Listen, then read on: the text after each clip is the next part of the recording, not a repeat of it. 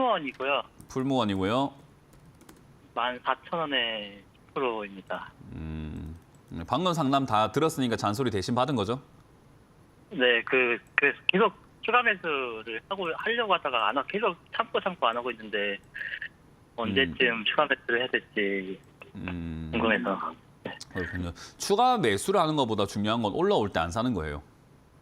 네. 네, 올라왔을 때 안 사는 거고 시청자님 같은 경우는 올라왔을 때 샀다기보다는 올라왔다가 내려갈 때 산 것 같거든요. 네, 맞아요. 그러니까 7, 8월쯤에 사셨을 거예요. 네, 맞아요. 이때 사는 것도 엉터리 투자예요. 이거를 네. 우리가 N자 반등이라고도 하고 눌림목 매매라고도 해서 차트 모양이 이렇게 올라왔다가 꺾고 있을 때 이렇게 약간 이렇게 꺾고 있을 때 이런 데 막 들어가시는 분들이 있거든요. 네.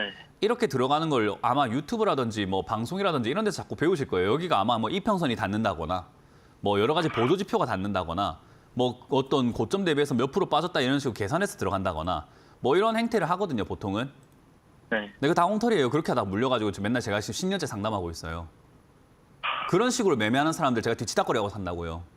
그렇게 하지 마세요. 이거 매매가 이렇게 하는 매매 방식은요. 대응을 굉장히 잘해야 되고 치밀하게 잘해야 돼요. 그 대응하는 것 중에 가장 중요한 거 뭐냐면 손절을 해야 돼요.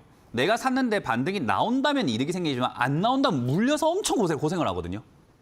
네. 안 나온다면 엄청나게 고생을 하는 일이 발생이 되다 보니까 그러니까 내려가기 전에 내가 손절을 칼같이 해줘야 되는 게 이런 매매의 특징이에요.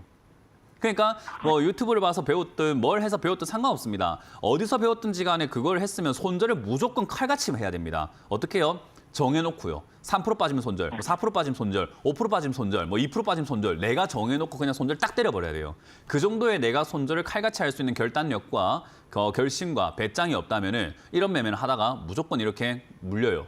이거는 지금 추가 매수를 해갖고 대응하는 매매 방법이 아니에요. 원래 애초에. 그러니까 이건 지금 이상하게 일을 키워 넣어버린 거죠. 이 매매는 하면 안 돼요. 아까 말씀드렸던 것처럼 올라왔을 때 사는 것도 문제지만 올라갔다가 빠질 때 어설프게 들어가는 것도 문제예요.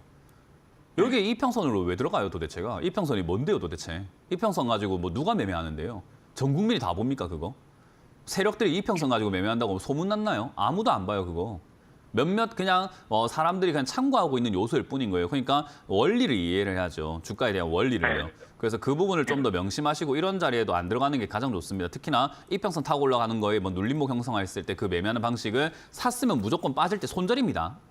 추가 매수하고 이거 안 돼요 무조건. 다음번에 명심하세요. 아시겠죠? 네. 시청자님 다행히 운이 좋은 게 비중이 그렇게 많지 않고 그리고 지금 이 회사 자체가 영업이익이라든가 이런 것들이 굉장히 좋고 식음료 이런 쪽들은 지금 경기가 안 좋아도 우리가 먹고 사는데 돈을 써야 되다 보니까 특히나 먹고 사는데 물가가 올라가서 만약에 먹고 사는데 비용이 많이 들어간다고 해서 우리가 밥을 줄이거나 하진 않아요. 딴 걸 좀 줄여서 먹는 건 그래도 최대한 유지를 하려고 하죠. 몇 끼는 먹어야 되니까. 그러니까 사람은 어쨌든 하루에 한 2끼 이상, 3끼 이상 이렇게 먹어야 되잖아요. 결국은. 네. 그러니까 평생 어쨌든 고정적으로 계속 식비는 나와요. 그러다 보니까 경기랑 상관없이 좋은 기업이에요. 그러다 보니까 주가가 빠져 있을 때도 그렇게까지 크게 상관이 없는 나쁘지 않은 기업이 되어버리는 거죠. 결국 이 정도까지 내려가서 10,000원짜리에서 유지가 된다거나 그러면은 그때는 비중을 늘려가지고 매수가를 낮춰가지고 내가 저번에 잘못 샀던 14,000원 매수가를 낮출 수 있는 기회는 생기겠죠. 그러니까 그걸 기다리시면 될 것 같고 풀무원이라는 기업이 지금 왜 추가 매수를 뭐 10,000원 해야 되는가? 그건 아닌 것 같아요. 지금 눈에 보이는 저점 10,000원이 맞는데 시국이 여기가 10,000원이 아닐 수 있게 만들었잖아요. 그죠? 네. 지금 이 시국이 어떻게 흘러가냐에 따라 가지고 내년 3월까지 지수가 완전히 와장창 무너질 수 있는 거거든요. 그럼 네. 지수가 와장창 내려가는데 얘가 올라가겠습니까? 좀 힘들다 봐야 되지 않겠습니까? 네. 그러니까 지수가 빠지면 투자 심리가 죽어버리는데 얘가 올라갈 수 있다고 생각하는 것 자체가 약간 어불성설이죠. 그러니까 결국은 10,000원짜리가 무너질 수 있기 때문에 이제 이 시국이 어느 정도 해결이 되는가, 지수가 어느 정도 해결이 되는가, 지수가 어디서 자리 잡아주면서 어디서 방어가 될 것인가를 좀 체크하고 추가 매수하는 게 낫겠죠. 그래서 추가 매수할 자금 10% 정도는 확보가 되어 있을까요? 네.